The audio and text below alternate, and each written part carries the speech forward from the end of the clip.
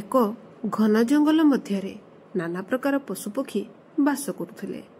ସେହି ଜଙ୍ଗଲରେ ଥିଲା ଗୋଟିଏ ଛୋଟ ବଣୀ। ନାଁଟି ଥିଲା ତାର ଚିକୁ। ସେ ଅତ୍ୟନ୍ତ ପରିଶ୍ରମୀ ଓ ସାଧୁ ସ୍ୱଭାବର ଥିଲା। ସେ ପ୍ରତିଦିନ ଏ ଗଛରୁ ସେ ଗଛ ଉଡ଼ି ବୁଲି ମିଠା ମିଠା ଫଳ ସଂଗ୍ରହ କରି ଖାଉଥିଲା। ସେହି ଜଙ୍ଗଲରେ ଅନ୍ୟ ଏକ ବଡ଼ ପକ୍ଷୀ ଚିଲ ମଧ୍ୟ ରହୁଥିଲା। ସେ ଅତ୍ୟନ୍ତ ଆତ୍ମବିଶ୍ୱାସୀ ଓ ଶକ୍ତିଶାଳୀ ଥିଲା, କିନ୍ତୁ କେବେ କେବେ ତା ମନରେ ଅଧିକ ଗର୍ବ ଆସୁଥିଲା। ସେ ଛୋଟ ପକ୍ଷୀମାନଙ୍କୁ ଦେଖି ଭାବୁଥିଲା, ଏମାନେ ଆମ ଭଳି ଉଡ଼ି ପାରିବେ କି?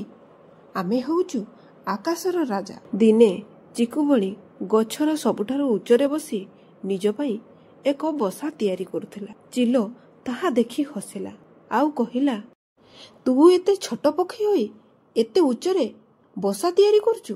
ଗୋଟିଏ ଝଡ଼ ଆସିଲେ ତୋର ଏ ବସା ଭାଙ୍ଗି ଉଡ଼ିଯିବ। ଚିକୁବଣୀ ଶାନ୍ତ ହୋଇ ହସି କହିଲା, ଭାଇ ଚିଲ, ମୋର ଶକ୍ତି କମ୍ ହେଲେ ମଧ୍ୟ ମୁଁ ମୋ ଘରଟାକୁ ଭଲ ଭାବରେ ଗଢ଼ିଥାଏ, ବହୁ ବୁଦ୍ଧି ଆଉ ପରିଶ୍ରମ କରି। ଚିଲ ହସି ଦେଇ ଆକାଶକୁ ଉଡ଼ିଗଲା, କିନ୍ତୁ ମନରେ ଭାବିଲା ଯେ ଏ ଛୋଟ ଚଢ଼େଇଟି ବେଶୀ ବୁଦ୍ଧି ଦେଖାଉଛି। କିଛି ଦିନ ପରେ ଜଙ୍ଗଲରେ ଭୟଙ୍କର ଝଡ଼ ଆସିଲା। ବଡ଼ ବଡ଼ ଗଛ ଭାଙ୍ଗିଗଲା, ପକ୍ଷୀ ବସା ଉଡ଼ିଗଲା। ଏକାଧିକ ପକ୍ଷୀ ଭୟରେ ଏପଟେ ସେପଟେ ଉଡ଼ିଗଲେ।